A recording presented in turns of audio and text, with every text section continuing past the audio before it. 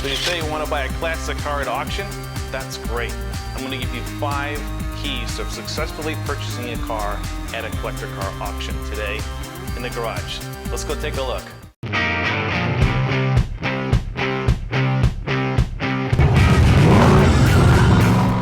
The first key to buying a car at auction is to do your research ahead of time, before the auction. Find out the cars that are there that you want to go see and that you're interested in.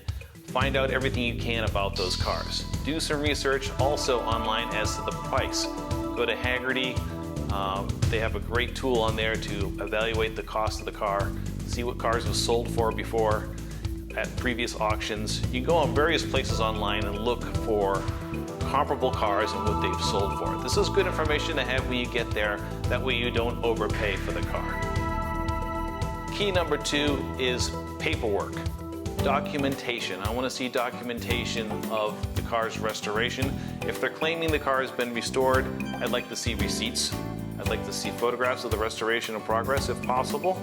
I'd like to see if it's numbers matching. I want to see pictures of the numbers on the block, so forth. I'd like to see a certificate of authenticity if it's a Porsche or some different companies like Pontiac Historical Services. You can have that documentation. If they're claiming it's a 421 high output car, I want to see the document from PHS that says that's indeed what it is. Also, sometimes they claim that the car has won awards, multiple award winner. Did it win the award for Best of Show at the high school's chili cook-off? Or did it win Pebble Beach? There's a difference there. I want to see what it is. You know, if they're claiming it's an NCRS, it's a Corvette, it's won Bloomington Gold. I'd like to see the certificate that says that. It seems obvious, but it's easy to say the car's a multiple award winner or show winner and it's been fully restored. That's great, but I'd like to see proof of that. Show me the Carfax. Number 3, look the car over carefully. This seems rather obvious that you're going to look the car over, but get to the auction early, get a really good look at it. Sometimes they'll allow you to hear the car run, ask for help. Also, if you bring a friend or even a stranger or somebody else, ask somebody, get a second opinion on the car. You can do that as part of your research, and tip number 1 is to ask for a second opinion on what they think of this car. What it does is lets a second set of eyes look at the car, meaning that another opinion is valuable. You're excited, I get excited, I see a car and I'm like, I want it. I just want it, right? And sometimes your emotions will run away with you and you just gotta have it. And when you get home, you find out it's not what you really want because it has this, and this wrong with it. So try to get a second opinion if possible, and hopefully they'll allow you to hear the car run. You open up the trunk, you want to just crawl all around it.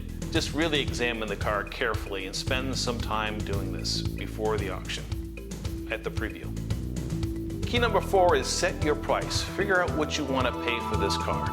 I'm going to use a round number here. I'm going to say, okay, just say it's $20,000. You don't pay $20,500.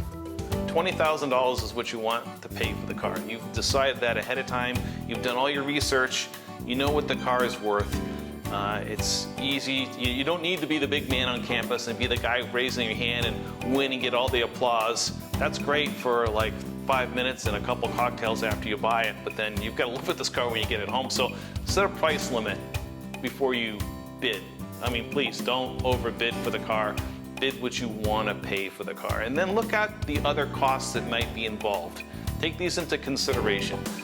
The sales tax, the buyer's fee, DMV fees, transportation costs to get the car back home. These all should be factored into what you pay for the car.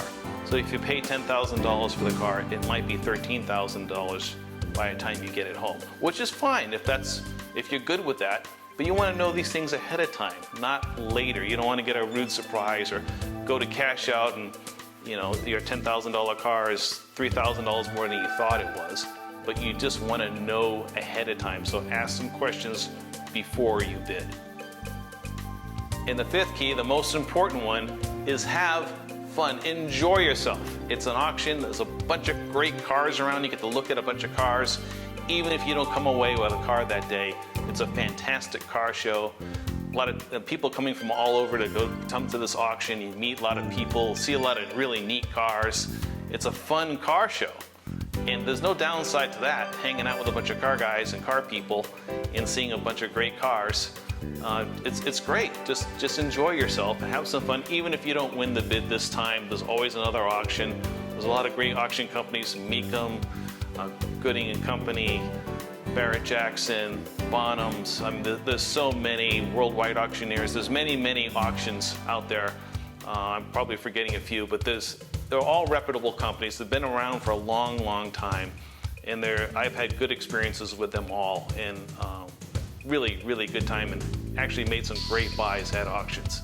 And I think you will too if you adhere to these 5 tips I've given you today. Don't forget to enjoy yourself. Okay, it's supposed to be fun. It's a fun hobby. This is not work. This is fun, right? Let's keep it fun. Okay, that's all for now, and we'll catch you next time in the garage.